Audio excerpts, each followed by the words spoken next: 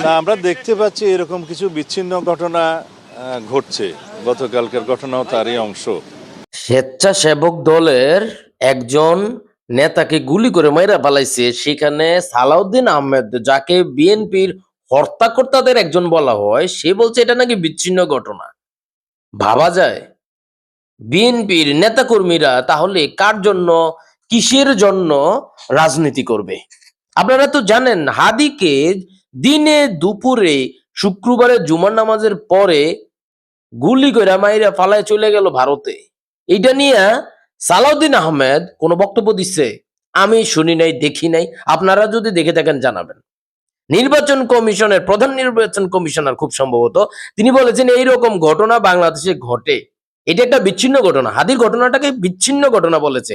দেখেন, আজকে বিএনপির স্বেচ্ছাসেবক দলের একজনকে গুলি করে মেরে ফেলাইছে, সেখানে সালাউদ্দিন আহমেদ বলছে এটা বিচ্ছিন্ন ঘটনা। তাহলে মানে কোন পর্যায়ে গেছে বুঝতে পারছেন? কি বলবেন আপনারা?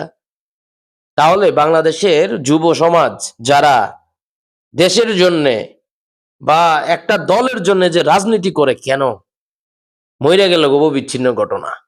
এখন কথায় আসেন, কথাটা হচ্ছে এই যে নেতারা বিচ্ছিন্ন ঘটনা বলে, নেতাদের ছেলেদের কি অবস্থা? নেতারা কোথায়? নেতারা কোথায়? নেতাদের ছেলেরা কোথায়? দেশের বাইরে আরাম, বিদেশ, বিদেশ লাক্সারি লাইফ লিড করে।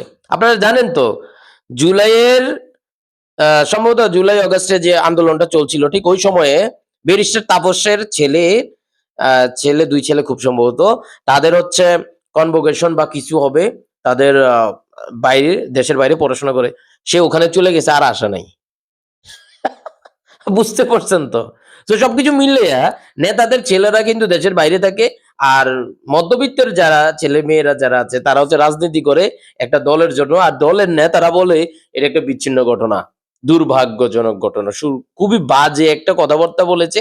আমি জানি না বিএনপির ভিতরে এখন কি চলছে, বিএনপির নেতা কর্মীরা কি ভাববে এই বিষয়টা নিয়ে। এখন এটা নিয়ে আবার পরে বক্তৃতা দেবে যে সালাউদ্দিন আহমেদ, আমি তো এটা বুঝাতে চাই নাই, আমি এইভাবে বলেছি। ঘটনা কি বলবেন আপনি? এর ব্যাখ্যাটা আসলে কি বলবেন? দেখেন, আগের এক ধরনের রাজনীতি ছিল, 5ই আগস্টের পর রাজনীতি চেঞ্জ হয়ে গেছে, কিন্তু রাজনীতি অনেক কিছু চেঞ্জ হয়ে গেছে। এখন আগের রাজনীতিবিদরা যদি এই বিষয়টা না বুঝেন, তাহলে আমার কাছে মনে হয় মাঠে মারা খাবেন।